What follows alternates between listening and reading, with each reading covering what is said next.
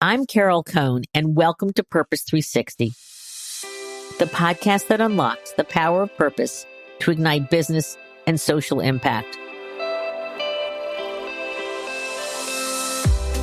For today's podcast, I'm going to start with a personal story. I think it might give you a chuckle. So there I am, hard at work at my computer, and all of a sudden I hear a couple grunts in the background, and I look over my shoulder, and there's our beloved King Charles Cavalier Prince gnawing on my beautiful MZ Wallace backpack. Now, why would he do this? Because the backpack is about 95% nylon, but the edges are finished with beautiful leather. Well, after Prince was gnawing on it for a while, the leather wasn't so beautiful. So I run out of my office. I yell for my husband, "Hey, Harry!" And he goes, okay, I'll buy you a new one. Okay. So I go to the MZ Wallace, because it wasn't repairable. I go to the MZ Wallace website. Guess what? My beloved backpack has been discontinued. And they have these other ones, and they're just not the shape, and they don't have all the pockets that I need for travel and whatever. So I go, what am I going to do? And then all of a sudden, the advertisements that I see all over CNN for the Real, all of a sudden, let's go to the Real. So I enter into, their website, and I find exactly the backpack that I want. Now it's pre-owned, pre-loved. It's almost perfect. It's less money. And I was so thrilled when it showed up on my doorstep. Today's podcast is about re-commerce, secondhand clothing and items. Joining me today is Adam Siegel. He's the co-founder of an up-and-coming Purpose at the Center company called Recurate. Recurate is about bringing technology to the fashion industry, to sporting goods, to retailers and such. And as its name states, it is re-commercing in a technological way items that can improve the sustainability of our environment because they're used again and again and again. This is a marvelous discussion, not just about how sustainability can truly be at the core of a company, circularity to our sustainability fans out there, but also how do you notice a trend and lean into it heavily and fulfill a passion that an individual has had throughout his entire career. So let's get started.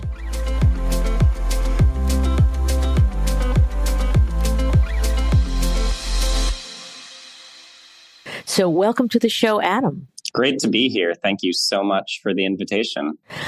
It's my pleasure. And I'd love to start with your background, but I read that when you went undergrad and graduate school, you were studying aerospace engineering.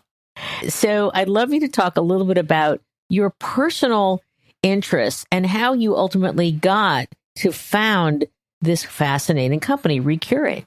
It's a funny and maybe meandering story. There's certainly not a straight line between aerospace engineering and selling secondhand clothing, but I certainly look at each phase of my journey as a stepping stone.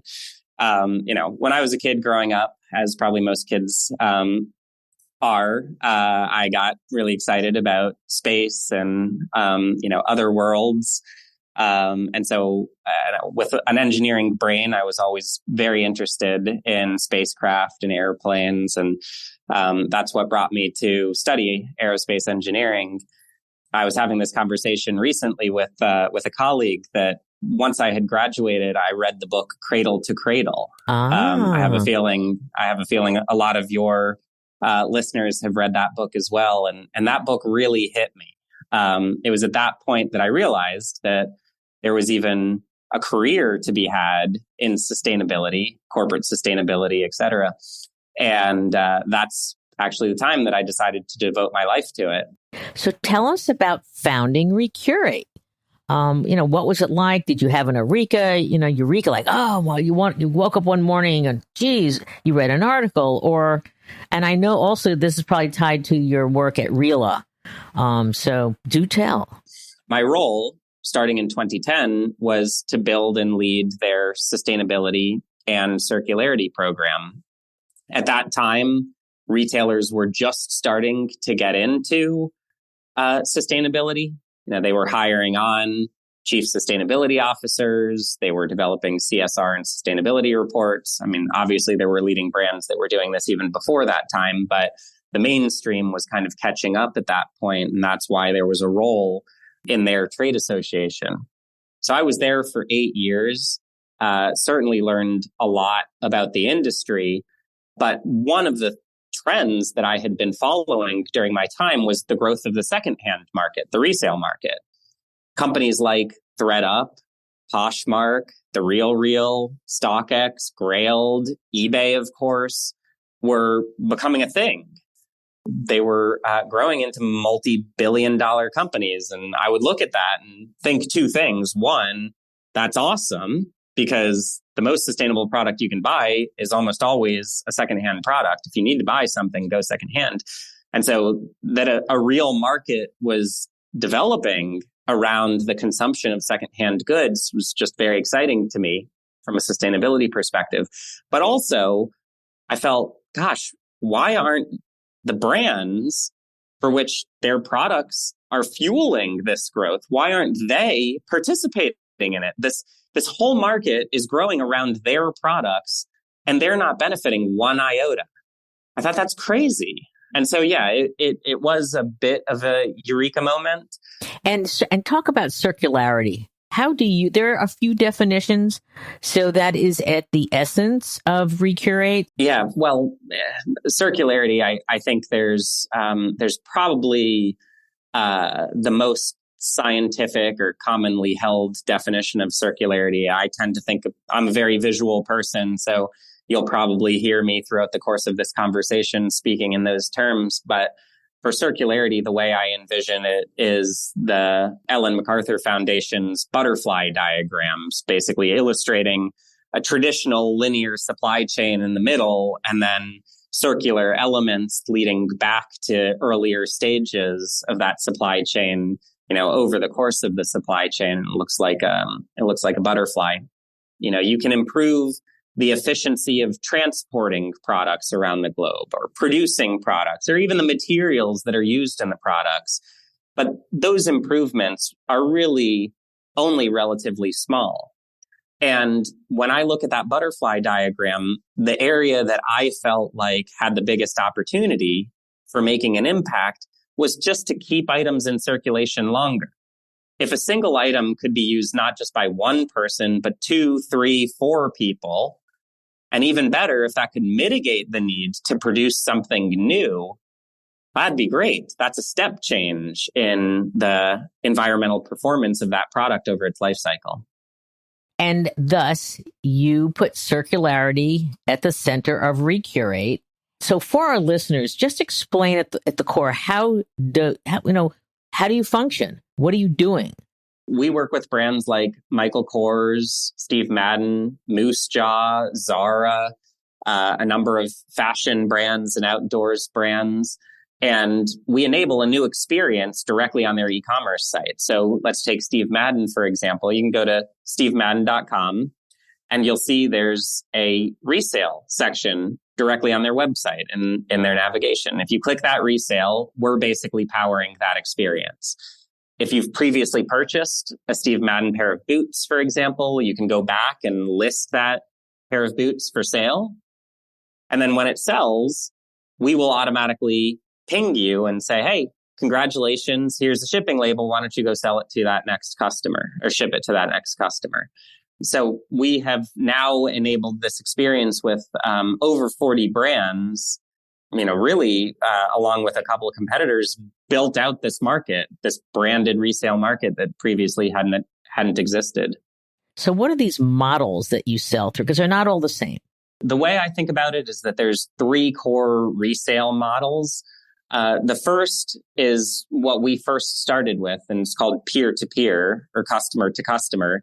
You can think of that like eBay and Poshmark. They're peer-to-peer.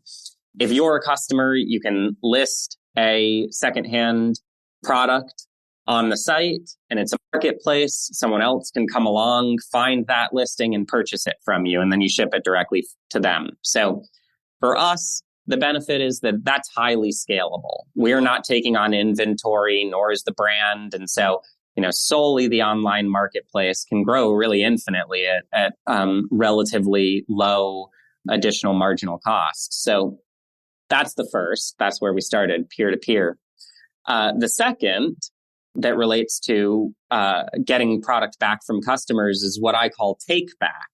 Now, that could be in-store take back. Imagine, Carol, you have a pre-loved pair of Steve Madden boots. You can go back to Steve Madden's store, hand those in. The associate can then take that from you and give you a store credit, maybe $20 or something like that. You can buy your next pair of boots.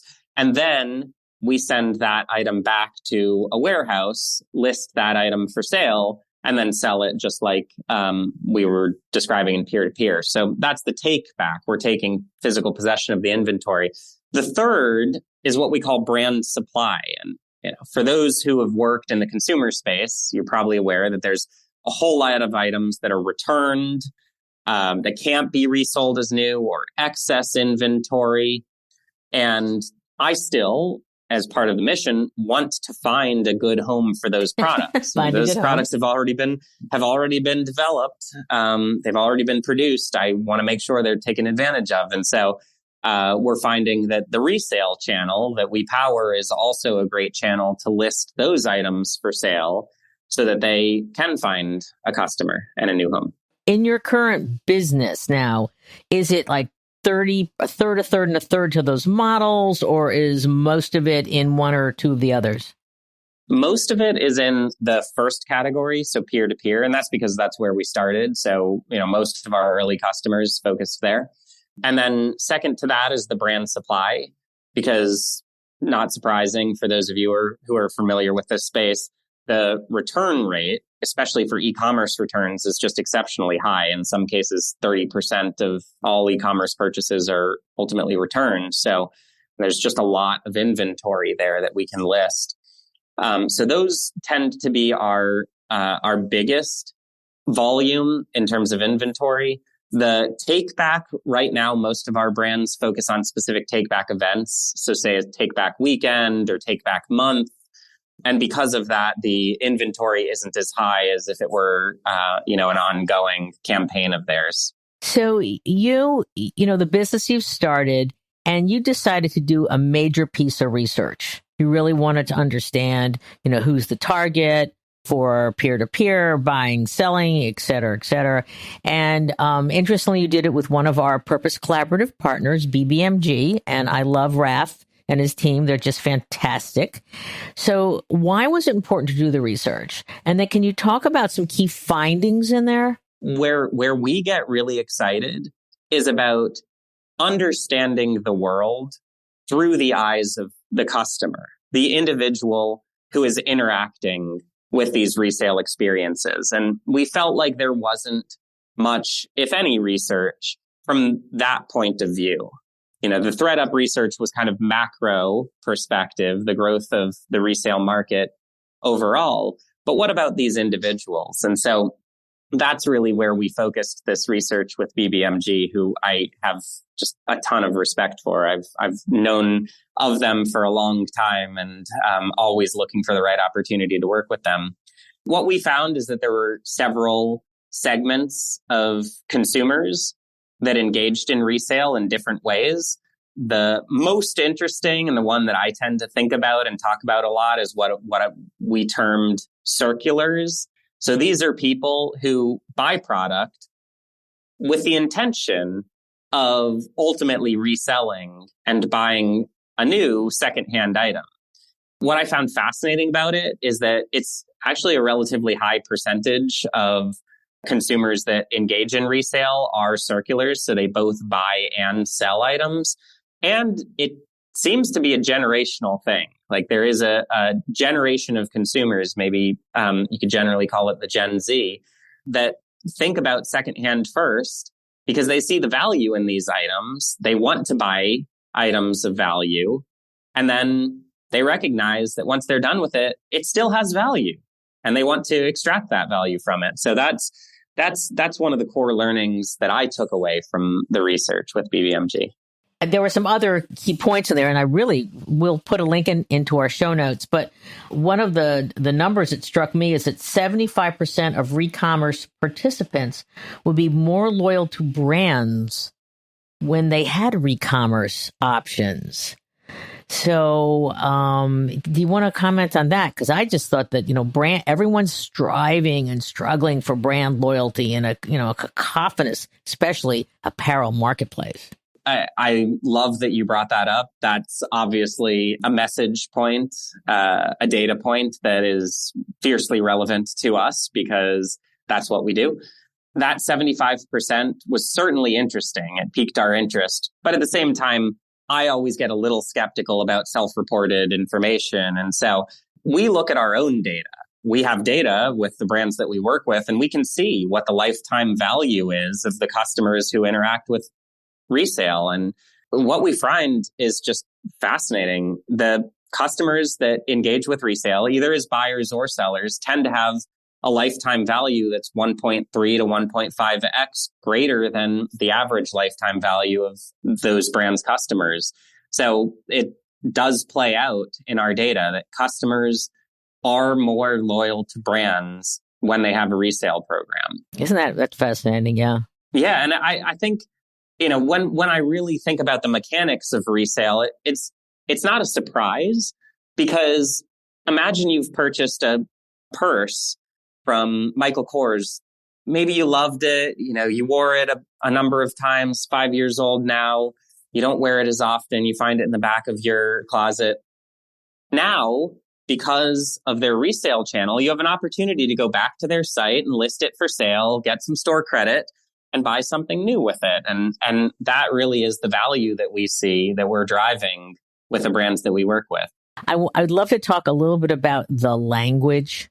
You talked about pre-loved, and we've heard resale, and we've heard re-commerce. Because in the report, you mentioned the circulars and things like that. But I think pre-loved is the one term that truly struck me as kind of creating this whole new universe of product. There's a number of terms that we use, and sometimes we use them interchangeably, maybe rightfully or wrong, but secondhand, resale, re-commerce, pre-loved.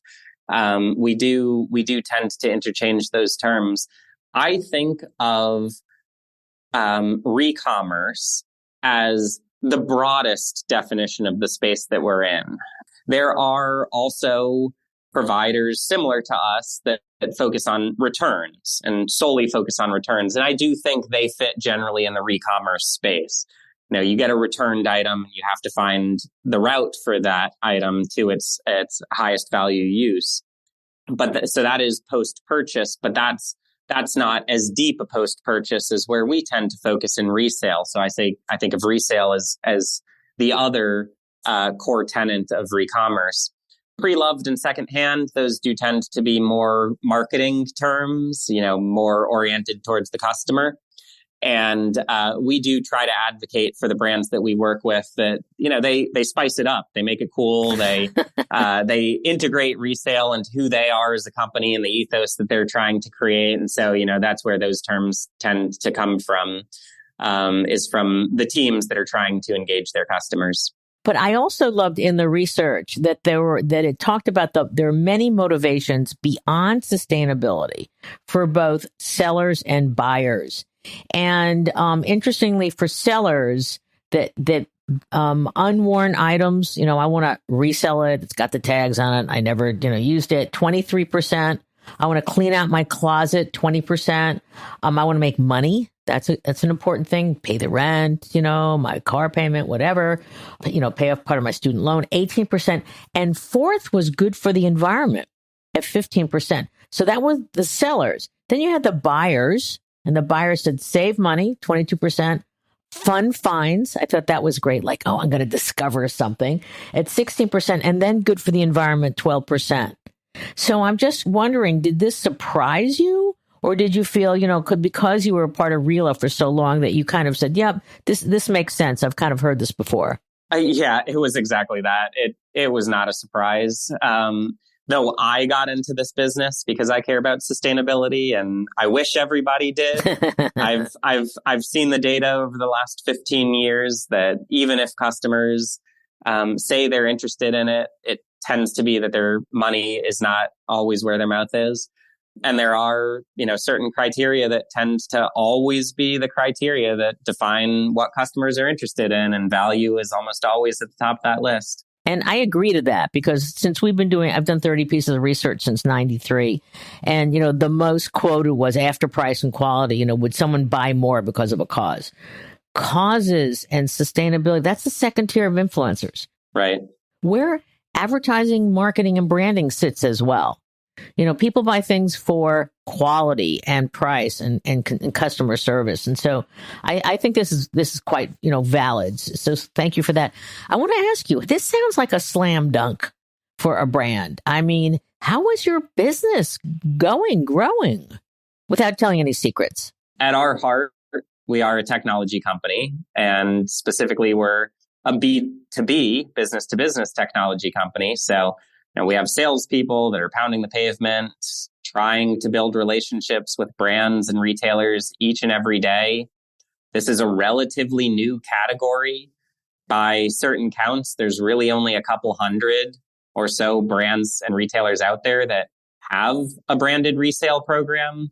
Now, e-commerce is not all that old, and yet it's only been relatively recently that every brand has created an online store to shop in. So now there's going to be a learning curve and a growth trajectory for this specific market that we're in.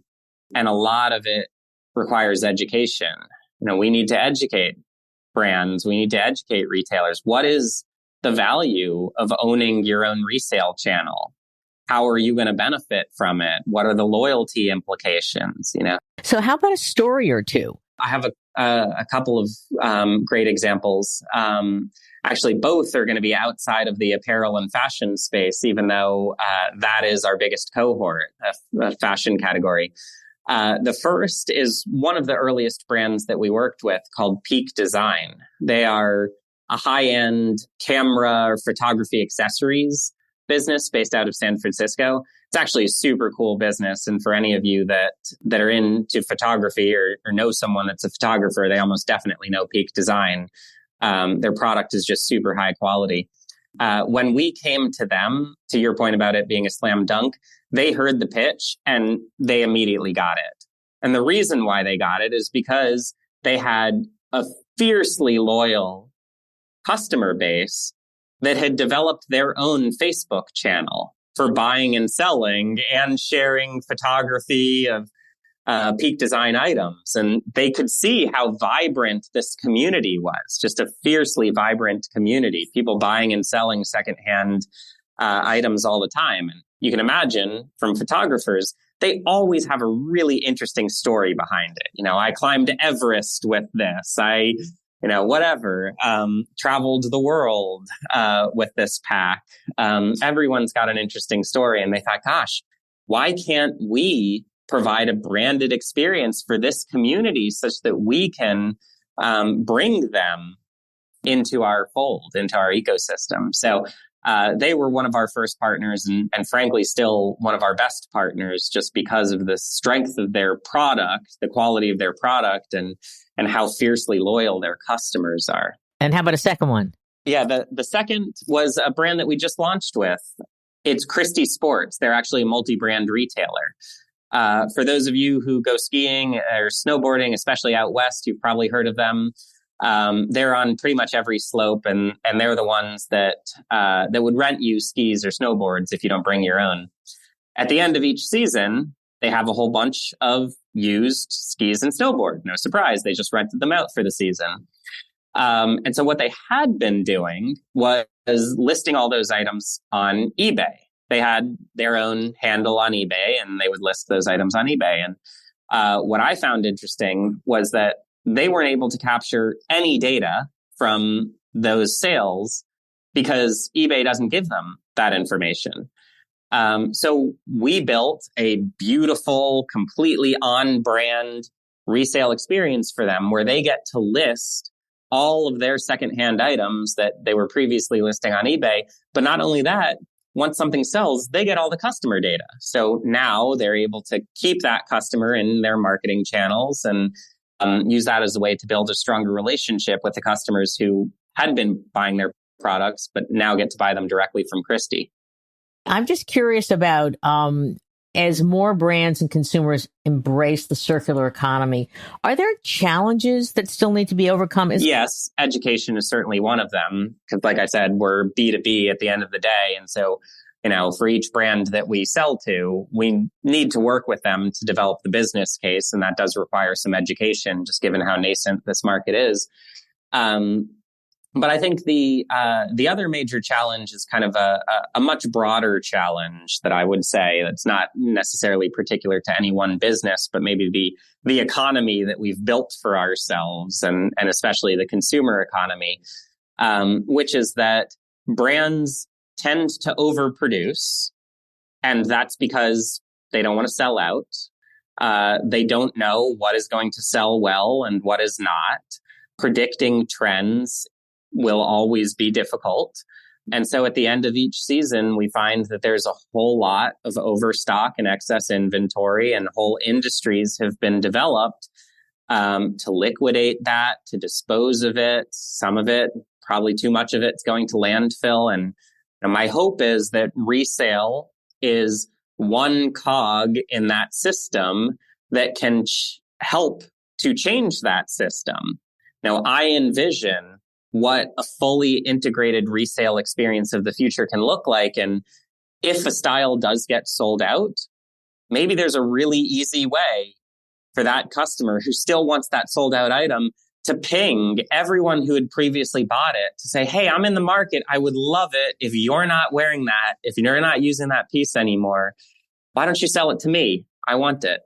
And with that means that retailers and brands can be tighter with their inventory buys. They'll have less overstock, but the overstock and returns that they do have can be listed back in resale channels. So now I see this as one stepping stone towards producing higher quality, longer lasting goods, but optimizing the amount that's produced. I love that vision. I think that's a great vision.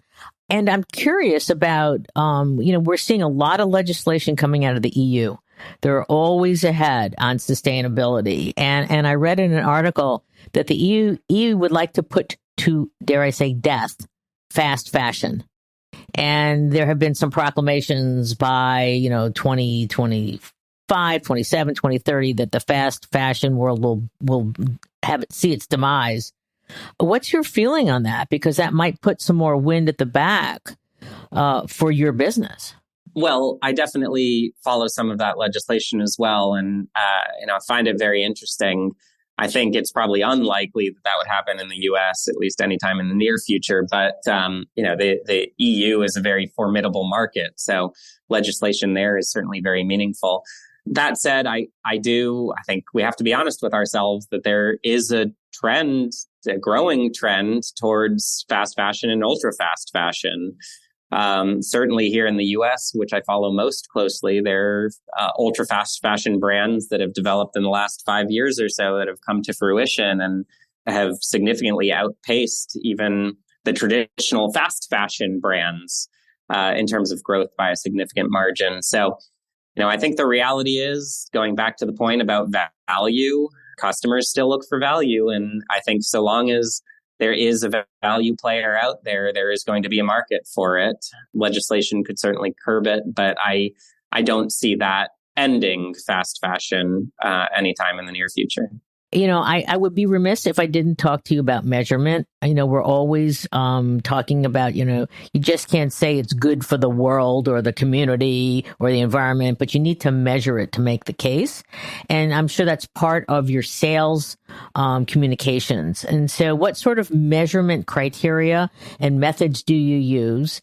And how important is that to keep building the case for re-commerce pre-loved items? For me, resale is, at its very core is more sustainable for that reason. But yes, we do need to measure. And what I tend to think of first and foremost is just number of units listed and number of units resold. Because every unit resold is an item that could have otherwise been purchased new. And so the thinking is that there's a percentage of those products that we have mitigated the production of new product.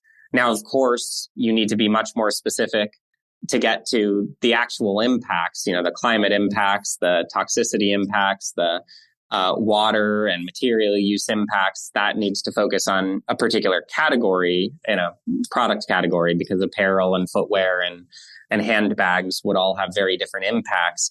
But generally, the number of units that are resold is an indicator of the sustainability impact that we're having as a company. So I'll put you on the spot. So here we are. Because we invite our best guests back, usually 2-3 years down the road. So how about 2030? We'll give you a longer runway. What do you wish to accomplish by 2030? Well, I think every brand and retailer is going to own their resale channel, and it's going to be just as easy to buy used as it is to buy new, potentially even easier. If I have an item that is great quality and well loved, it's really easy to find a new home for that item. And to my point earlier about tighter inventory buys, those brands and retailers are smarter about what they produce new, because they know that that's going to be supplemented with inventory that's secondhand, that they can source secondhand. I love that. So this has been a marvelous conversation. I love going into new worlds that just make sense. And this makes so much sense. In closing, do you have, 2 or 3 recommendations, not for Recurate, but for anyone who's listening who, I want to start my own purpose at the center company? Yeah, two things come to mind for me. The first, I would think would be obvious, but in my journey, I've actually found that it seems to not be obvious for a lot of people, which is that you need to make sure there's a business behind it. At the end of the day, a successful, sustainable business needs to be sustainable, needs to make money. We were really fortunate to come up with this idea that there's a clear revenue opportunity in the sale of these products, but I have found that there's a lot of purpose-driven businesses that aren't necessarily thinking as hard about, how they're actually going to make money. What's the revenue model? And then the second probably is obvious, especially to people who listen to your podcast, but passion first. This is a grind. It's a lot of work.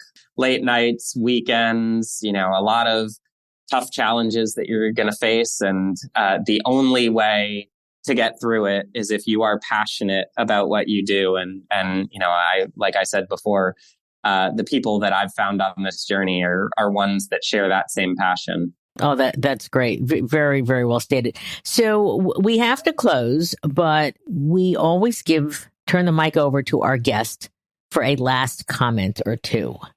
So how would you like to close this out? Well, if you have to buy something, buy secondhand. Go to the brand's website first, see if they have a secondhand program. If they don't, go to a third-party market, the names, and buy secondhand there. My goal is that becomes secondhand. That becomes second nature. For, second nature for everyone. Yeah, for everyone is to think secondhand first. I love it. Secondhand first. Look for the pre-loved items and be circular. So Adam Siegel, this has been a wonderful conversation. You're taking us into the future. You're taking us into commerce and re-commerce today. And on behalf of all of our listeners at Purpose 360, we thank you so very much. Well, thank you, Carol. So great to be here with you today.